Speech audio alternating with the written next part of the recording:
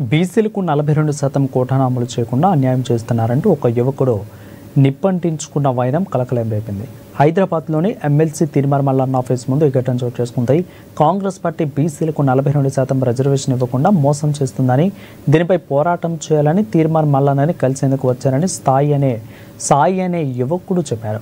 ఇక అక్కడి నుంచి కిందికి వచ్చిన ఆ పెట్రోల్ పోసుకొని నిప్పంటించుకున్నారు. ఇక దీన్ని గమనించిన స్థానికులు ఫైర్ ఇంజిన్కు పోలీసులకు సమాచారం ఇవ్వడంతో మంటలను ఆర్పి ఆ యువకుడిని స్థానిక ఆసుపత్రికి తరలించారు.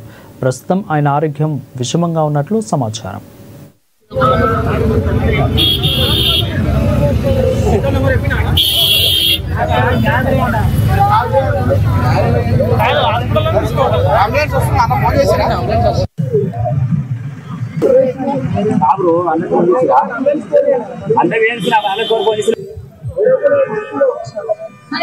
నెంబర్ చెప్పు.